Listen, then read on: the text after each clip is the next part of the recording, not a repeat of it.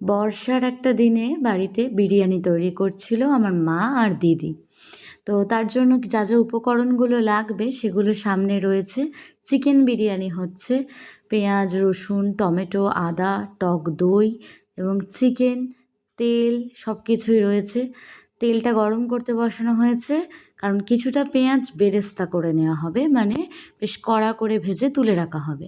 আর ওদিকে মাংসটা বিরিয়ানির জন্য রেডি করা হবে। তার জন্য একটু টক দই মাখিয়ে নেওয়া হয়েছে মাংসটাকে। আর এদিকে কড়াইয়ে তেলের মধ্যে পেঁয়াজ, রসুন, টমেটো, আদা বাটা এসব দিয়ে মাংসটাকে কষিয়ে নেওয়া হচ্ছে। আমরা অনেকটা মাংস নিয়েছি, কারণ কিছুটা মাংস কষা রাখা হবে বিরিয়ানির সাথে খাওয়ার জন্য। অন্যদিকে গ্যাসের আরেক দিকে ডেচকি বসানো হয়েছে, সেখানে তেলের মধ্যে নুন, হলুদ, শুকনো লঙ্কার গুঁড়ো মেশানো আলুগুলোকে বড় বড় টুকরো করে ভেজে নেওয়া হচ্ছে।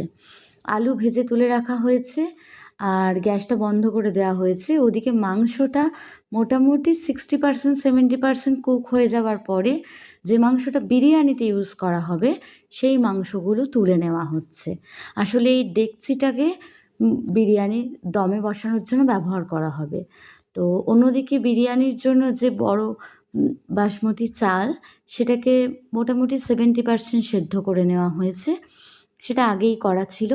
এবার ওই মাংসটাকে তলায় দিয়ে লেয়ারে লেয়ারে সাজানো হচ্ছে।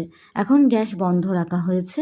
এখন বিরিয়ানির জন্য ডেকচির মধ্যে সব কিছু উপকরণ সাজানো হচ্ছে, এরপর দমে দেওয়া হবে।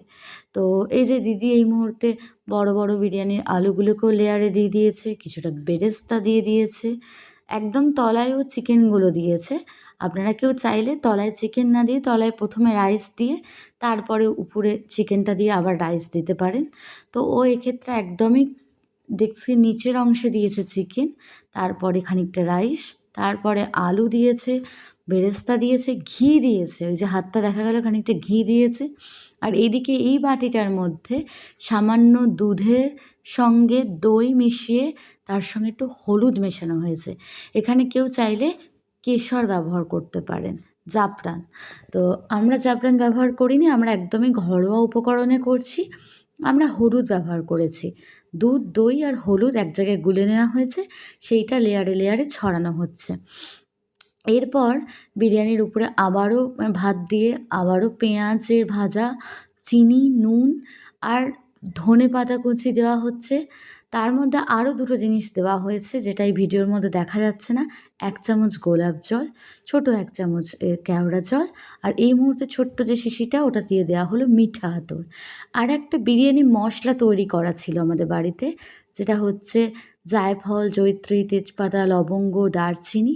বিরিয়ানির যে মশলা মোটামুটি সবাই জানেন। এই গরম মশলাগুলোকে গুঁড়ো করে একটা বিরিয়ানির মশলা তৈরি করা হয়েছিল। মানে ওগুলোকে কাঠখোলায় ভেজে নিয়ে সেগুলোকে মিক্সারে গুঁড়ো করে রাখা ছিল বিরিয়ানি মশলা হিসেবে। তো সেইগুলো দিয়ে দেওয়া হলো লাস্টে, আর একটু ঘি দিয়ে দেওয়া হলো আবারও শেষে। এবার গ্যাস চালু করে দেওয়া হয়েছে আর একটুখানি আটা মেখে নেওয়া হয়েছিল মুখটা সিল করার জন্য। একটা থালা দিয়ে মুখটা সিল করে মোটামুটি আধ ঘন্টা রাখা হয়েছে। প্রথমে হাই ফ্লেমে 10 মিনিট, তারপরে খানিকক্ষণ লো ফ্লেমে। ব্যাস, বিরিয়ানি রেডি।